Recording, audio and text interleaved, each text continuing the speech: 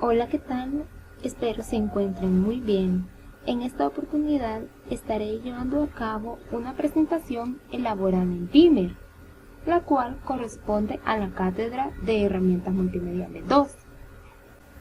La temática que se abordará es sobre métodos de conteo y probabilidad de la asignatura Herramientas Multimediales 2 de la Universidad de El Salvador, Facultad de Ciencias Naturales y Matemáticas, perteneciente a la carrera de licenciatura en la enseñanza de la matemática, presentado por Iris Guadalupe Reyes Esteves, y pertenezco a la sede de Santa Ana. A manera de introducción, decimos que los métodos de conteo y probabilidad son las técnicas utilizadas para enumerar eventos difíciles de cuantificar, métodos que determinan sin la necesidad de tener que enumerar directamente el número de resultados posibles de un experimento en particular o el número de los elementos de un conjunto específico. La probabilidad nos sirve para medir la frecuencia con la que se obtiene un resultado o conjunto de resultados, y esto se da al llevar a cabo un experimento aleatorio. La agenda a desarrollar es la siguiente. En primer lugar, tenemos una pequeña reseña histórica para conocer de dónde es que surge la temática de métodos de conteo y probabilidad. Además, se abordarán en esta presentación 4 principales técnicas que se utilizan para calcular problemas de la vida cotidiana. Tenemos el principio multiplicativo, el principio aditivo, combinaciones y permutaciones, además de sus distintos teoremas o definiciones, y junto con ellos los ejemplos y ejercicios que se estarán llevando a cabo. Sobre la reseña histórica diremos que seguramente se creerá que la historia de las probabilidades viene de tiempos antiguos. Sin embargo, esto no es así, ya que la historia data desde el año 1654. En este año comienza a desarrollarse el cálculo de probabilidades cuando Fermat y Pascal se dan la tarea de aplicar métodos matemáticos para resolver sus propios problemas de juegos de azar con cartas y dados.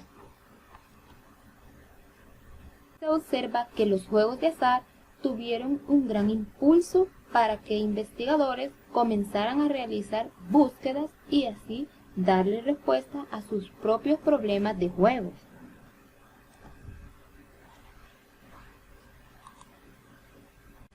Sin embargo, debido a la popularidad de los juegos de azar en los siglos XVIII y XIX, la definición de probabilidad evolucionó y fue gracias al matemático ruso Kolmogorov, el cual la definió como la forma axiomática y estableció las bases para la moderna teoría de la probabilidad, que en la actualidad es parte de una teoría más amplia, como lo es la teoría de la medida, la cual se conoce que es una rama del análisis y de la geometría, que investiga todo lo relacionado con las medidas.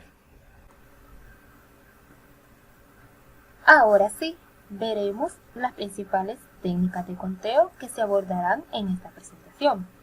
Tenemos el principio multiplicativo, el principio aditivo, combinaciones y permutaciones.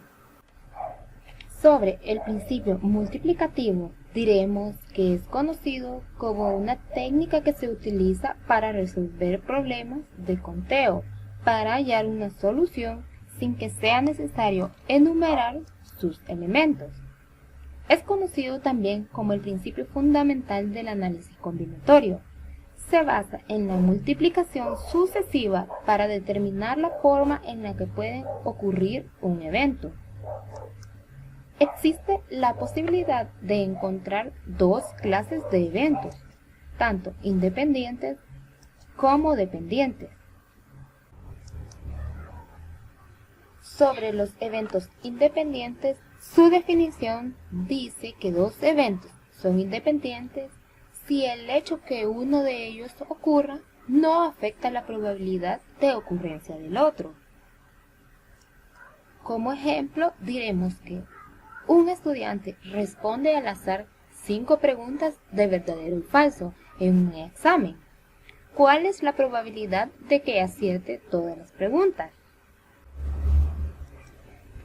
Cada pregunta es independiente. Por tanto, la probabilidad de acertar una pregunta es de 1/2. La probabilidad de acertar todas las preguntas es el producto total de las 5 preguntas.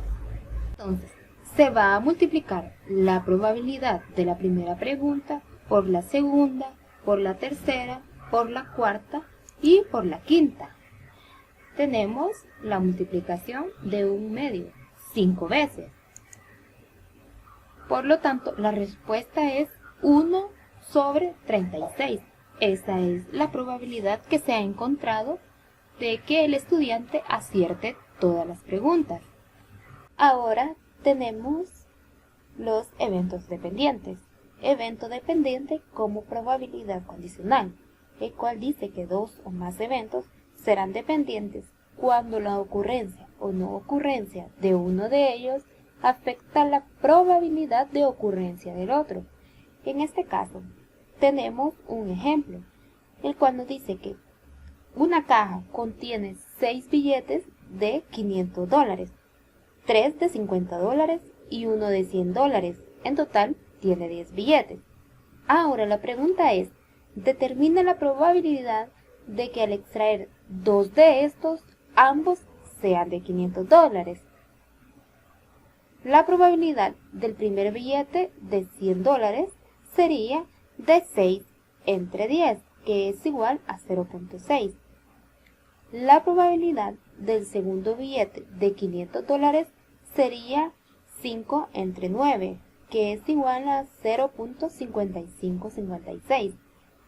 Luego, la probabilidad de que los dos eventos dependientes se presenten es igual a 0.6 del primero por 0.5556 del segundo, que en su respuesta sería una probabilidad de 0.333 de extraer 2 billetes de $500.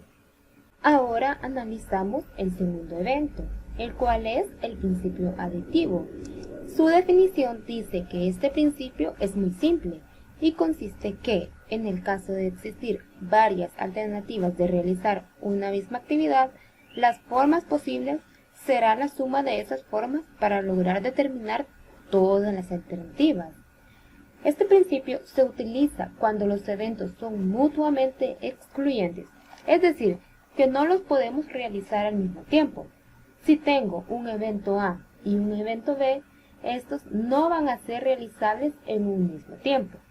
Como por ejemplo, tenemos el siguiente. Dice que si una librería vende libros de literatura, biología, medicina, arquitectura y química, de los cuales posee 15 tipos diferentes de libros de literatura. 25 son de biología, 12 de medicina, 8 de arquitectura y 10 de química. La pregunta es, ¿cuántas opciones tiene una persona para escoger un libro de arquitectura o un libro de biología? El principio aditivo consiste en sumar las opciones que tengo del evento A con el evento B. Las opciones o maneras de hacer esta elección es sumamos 8 más 25 y la respuesta es 33 opciones para escoger un libro, ya sea de arquitectura o de biología. Veamos un ejemplo más. Dice así, una persona que prepara el menú para sus amigos prepara pescado como platillo principal. Para preparar el pescado, él encuentra manera diferente de hacerlo. 5 al horno, 2 haciéndolo frito y 3 preparándolo cocido.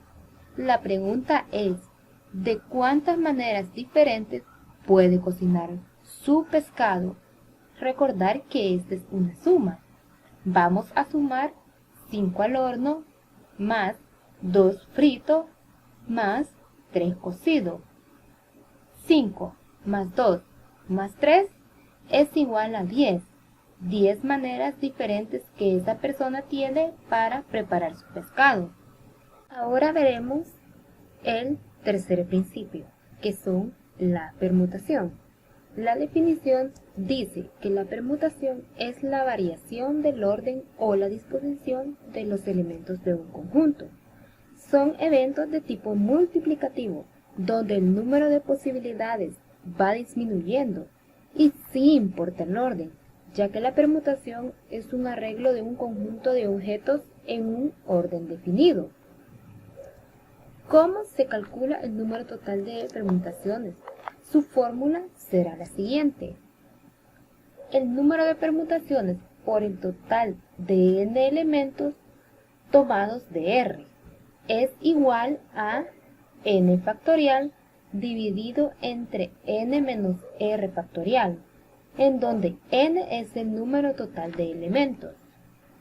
Un ejemplo sencillo en el cual sí importa el orden sería que en un salón donde hay 10 alumnos se realizará un sorteo. El primer lugar obtendrá una laptop y el segundo lugar va a obtener un pan con pollo. Entonces, ¿importará el orden en este sorteo? Claro que sí importa el orden, porque si resultas en el primer lugar te llevarás una laptop, mientras que si quedas en segundo lugar te llevarás un pan con pollo. Y por supuesto que no es lo mismo ganarse un pan con pollo que una laptop. Por lo cual, en este caso, es muy importante el orden. Ahora veamos un segundo ejemplo, el cual dice: ¿cuántos conjuntos de 5 cifras diferentes se pueden formar con los dígitos 1, 2, 3, 4 y 5? 5 es el número total de elementos. Y además se dirá que si entran todos los elementos, si importa el orden, no se repiten los elementos, ya que el enunciado nos pide que las cifras sean diferentes. Por lo que al calcularlo sería 5 factorial, el cual es 5 por 4 por 3 por 2 por 1. De esta forma es como se calcula, por lo que será 120 el número de conjuntos que pueden formarse con los dígitos 1, 2, 3, 4 y 5. Un tercer ejemplo sería el siguiente. ¿Cuántas diferentes permutaciones o acomodaciones se pueden realizar con los números 1, 2 y 3, tomando 2 a la vez? N es el número total de elementos, en este caso 3. R son los conjuntos, en este caso 2, por lo que sería 3 factorial dividido entre 3 menos 2 factorial. Como respuesta, 6 acomodaciones diferentes se pueden realizar. Estas acomodaciones podrían ser 12, 13, 21, 23, 31 y 32. El orden o la forma en que se asignan las funciones importa mucho para diferenciarlo de una combinación. Como cuarto y último principio tenemos las combinaciones. Su definición dice que las combinaciones son aquellas formas de agrupar los elementos de un conjunto, teniendo en cuenta que no influye el orden en que se colocan. Si permitimos que se repitan los elementos, podemos hacerlo tantas veces como los elementos tengan la agrupación. Un ejemplo sería: si existen 14 alumnos que quieren ser voluntarios para limpiar el aula, ¿cuántos grupos de limpieza podrán formarse si cada grupo ha de ser de 5 personas? La solución, por lo tanto, será la siguiente. N es el número total de elementos, en este caso 14. R son los grupos, en este caso 5. Por lo que sería 14 factorial dividido entre 14 menos 5 factorial, multiplicado por 5 factorial. Y la respuesta será de 2002 grupos.